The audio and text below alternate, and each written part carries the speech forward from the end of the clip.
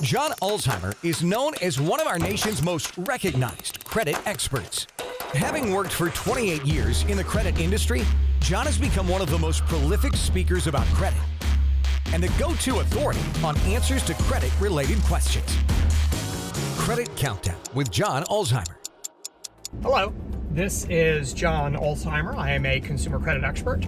Got almost 30 years of experience in the credit industry. I've spent time at FICO, which is the company behind the FICO credit scoring system, and Equifax, which is one of the three generally recognized credit reporting agencies in the United States. And today I'm going to answer a question that I get not terribly often, but I think it's important to bring up this issue of kind of the differences in credit report formats. And the question specifically is, when a lender pulls credit, what exactly do they see? So this is a really good question because the answer is going to help to distinguish between two different types of credit reports. There's not just a credit report floating around out there for you. I think sometimes when we say, hey, have you looked at your credit report?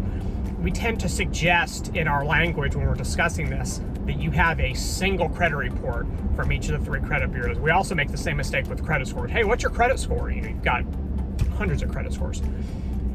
The key takeaway with respect to credit reports is this, is there are actually two types of credit reports that are generally used in commercial circulation today. One of them is called a disclosure. And a disclosure is a credit report that is designed for and delivered only to consumers, so you. These are the reports that you can pull off of, annualcreditreport.com or from the credit bureau's websites directly. These are called disclosures. They're designed for disclosure to you. Lenders do not have access to those reports, so you never ever see any scenario where a lender has a credit report that they pulled off of a website that is designed specifically for you to use to see your own credit reports. Those are called disclosures, but we commonly refer to those as credit reports as, no one wants to complicate this issue when they're having a discussion with consumers.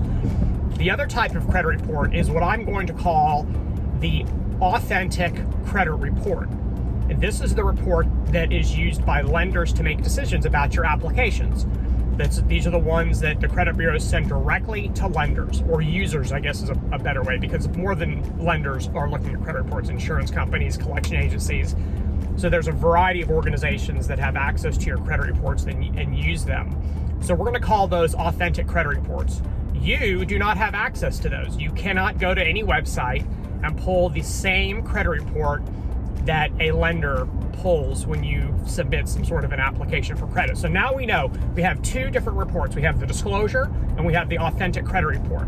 On the authentic credit report, since the question is specifically what do lenders see, they're going to see your identification information, inquiries, all of your accounts, your trade, your collections if you have any bankruptcy. So they're going to see generally what you're going to see on a disclosure, but the information is going to be in code because remember, those reports are generally delivered to a lender for automated processing, meaning it's going to get fed into some application processing system, and that's all machine readable. So it's going to be delivered in code, and the code is referred to as Metro 2. Metro 2 is the credit reporting language. Those are the reports that are going to be scored as well. So that's the type of format that goes through FICO's credit scoring systems and VantageScore's credit scoring systems for scoring purposes.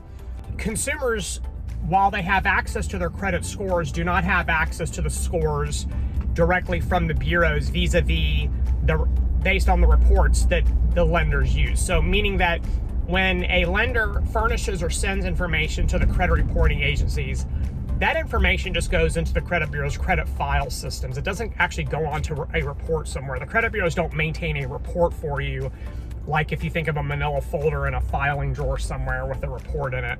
The information's floating around in the credit bureau's file system, and then when you submit an application and a credit inquiry is submitted, then that information causes the credit bureaus to compile a credit report for you, and that's the report that's scored and then sent to a lender.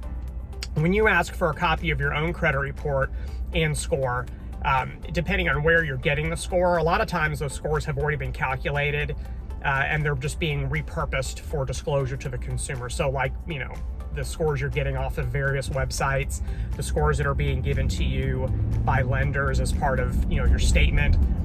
those scores have already been calculated, and then they're just being repurposed to be given to the consumer.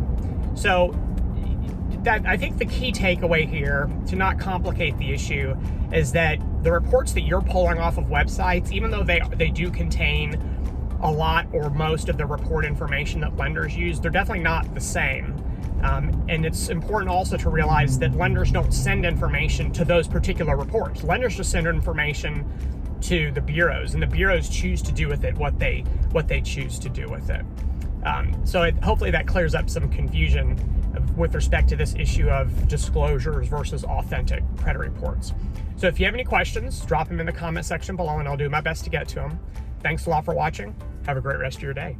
For more videos and credit tips from John Ulzheimer, go to www.tradelinesupply.com.